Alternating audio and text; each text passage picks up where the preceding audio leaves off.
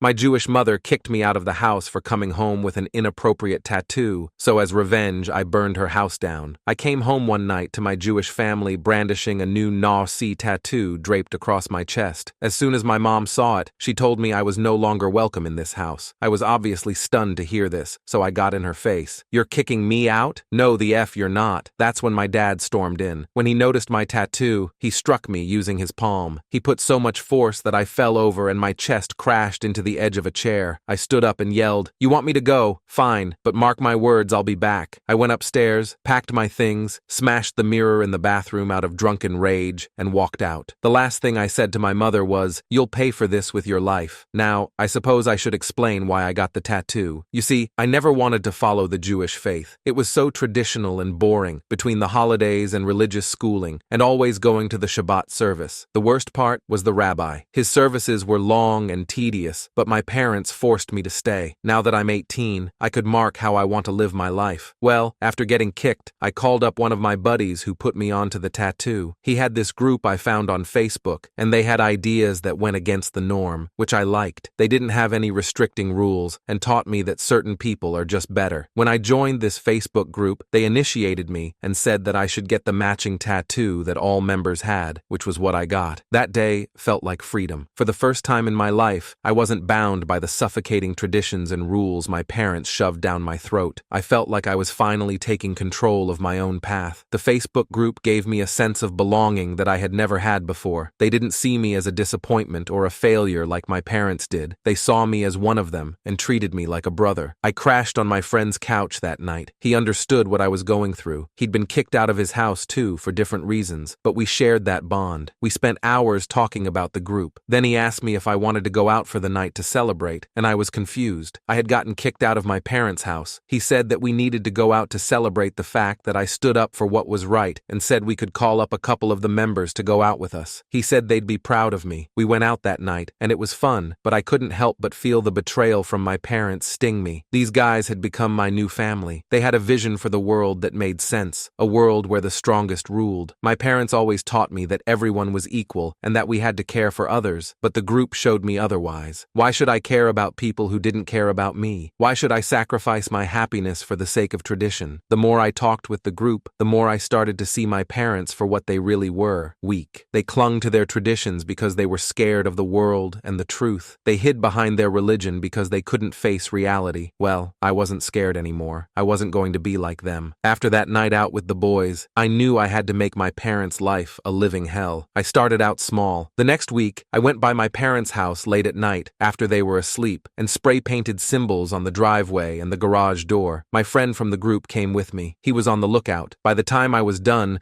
there were symbols all over the outside of the house. I wanted them to wake up the next morning and be reminded of what they'd lost. I wanted them to feel the same pain I felt every time they forced me to sit through one of those endless services, and the same anger that built up inside me every time they told me I had to be something I wasn't. I knew it hurt them. I could see it in their eyes when my mom FaceTimed me, crying, but I didn't stop. Every time they'd clean them off, me and my friends would be there again to trash their house and spray paint messages on the windows. The calls didn't stop either. My mom continued to beg me to stop and even said I could come back home. She still thought she could fix me and that I'd come home if she just said the right thing, but I wasn't coming back. Not ever. After a few weeks, I got bolder. One night, I slashed the tires on our family car. That was the only car my family owned, and my dad used it daily to go to work. I lingered around in the bushes until the morning when my dad came outside to find his minivan with 4 flats. He called for my mother inside the house, and it felt good watching them panic, knowing they were stranded. They couldn't run from what they'd done to me anymore. They couldn't just pretend everything was fine. My dad didn't call me this time, but I could tell he was furious. He stormed into the house, and I crouched just outside the living room window. From where I sat, I could hear my father's voice. He was venting not just about vandalism, but also about me. It was as though I had become a stranger to him. He said I was someone he didn't recognize anymore. It was clear that he believed I was too far gone, and I was no longer the son he had tried to raise. And then there was my mother. I could hear the desperation in her voice. She hadn't given up on me yet. I could tell she believed I wasn't beyond saving. She said that this was some terrible phase,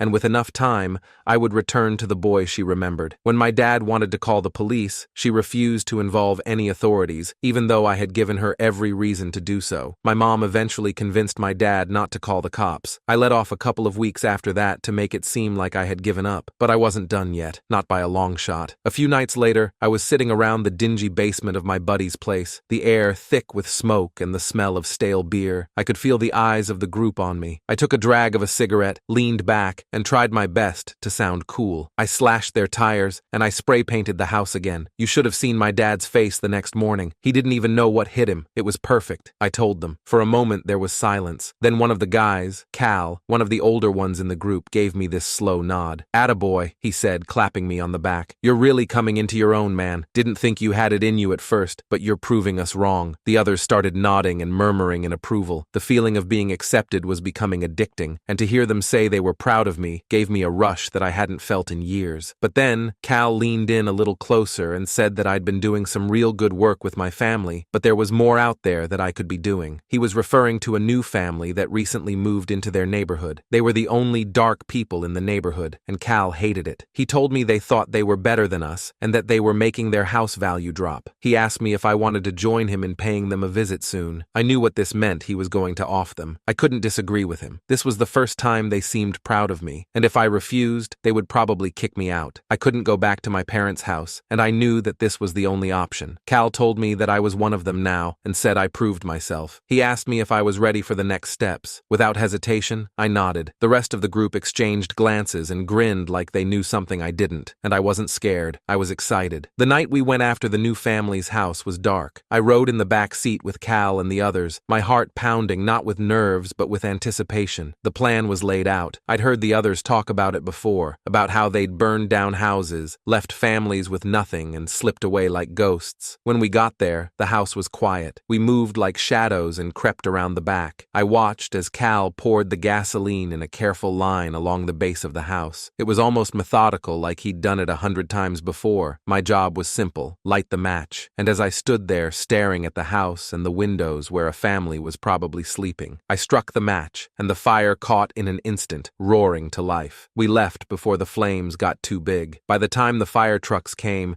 we were long gone, and I could already picture the chaos we left behind. The family stumbling out into the street, watching everything they had burned to the ground. As we drove away, I felt a huge adrenaline rush. It was like all the anger I'd been carrying, all the resentment toward my parents, toward everything they represented, had found an outlet. Taking it out on that family, seeing their lives crumble. It was satisfying in a way I didn't think was possible. A few days later, I was back in the basement with the guys. They were all laughing, patting me on the back, telling me how good of a job I'd done, but I couldn't stop thinking about that house. And that's when the idea hit me. If I could do it to them, if I could destroy their home and their memories, why couldn't I do the same to my parents? But this time, I wouldn't just burn things. I'd take what mattered most to them, their precious heirlooms. They valued these more than anything. I could see it clearly in my mind, the look on my mom's face when she realized that the menorah, the Torah, and all of those priceless relics of her family's history were gone. It would crush her, and my dad would know it was me. He'd know that his son had taken everything they held dear, and I would be satisfied, more than satisfied. One evening, I waited until I knew they'd be out. It was a Friday night, Shabbat. It was perfect. I went inside and tore the place apart. I smashed the family pictures and ripped up the furniture. I wanted them to come home to chaos. The best part had to be destroying their religious stuff, the menorah, the Torah scroll they kept in the study. It felt like every religious thing that they'd forced on me couldn't bother me anymore. I shattered it all. I remember standing over the broken pieces of the menorah, the one that had been in my mom's family for generations, and feeling nothing but satisfaction. They deserved this. When they came home, I wasn't there to see their faces, but I knew my mom definitely cried. My dad probably cursed me again, but I didn't care. I'd made my point. Later that same night, I went back to the house, this time with a can of gasoline. I knew they were inside, asleep, and used the exact same tactics that Cal taught me: light it and leave without a trace. I poured the gasoline around the back of the house, lit a match, and watched as the flames started to spread. At first, it was exhilarating. I felt powerful, like I was finally in control. But as the fire grew, panic set in. I didn't mean for it to get so out of hand. The flames were bigger than I'd imagined, and the smoke was choking me. I ran, heart pounding as the fire consumed everything. By the time I got far enough away, I could hear the sirens. My parents must have woken up. up, must have called 911. I watched from a distance as the firefighters tried to save what was left of the house. Most of it was gone. The next morning, I woke up to the police at my buddy Alfred's house looking for me. They told me I was under arrest, and I went with them without much struggle. My parents pressed charges. My mom had given up on me. My dad didn't say anything or try to talk to me. I was put on trial for arson. They told the court how I'd been acting out, how I'd vandalized their house and destroyed their things. I didn't deny any of it. I'd done all those things. But as I sat there in the courtroom listening to my parents talk about me like I was some kind of monster, something inside me snapped. I wasn't the villain here. They were. They were the ones who kicked me out, who refused to let me live my life the way I wanted. They were the ones who pushed me to this point. But none of that mattered in court. The judge didn't care about my reasons. He just saw what I'd done, and he sentenced me to 5 years in prison. It's been a few months since I was let out of prison, and I've had a lot of time to think. I thought I was fighting for my freedom, for my right to be who I wanted to be. But now I wasn't so sure anymore. I haven't heard much from Alfred or Cal after my sentencing, and began to wonder if I made a mistake. I didn't know if my parents would ever forgive me. I didn't know if I even want them to. But as I sit here, day after day, replaying everything that happened, I realized that maybe I was wrong.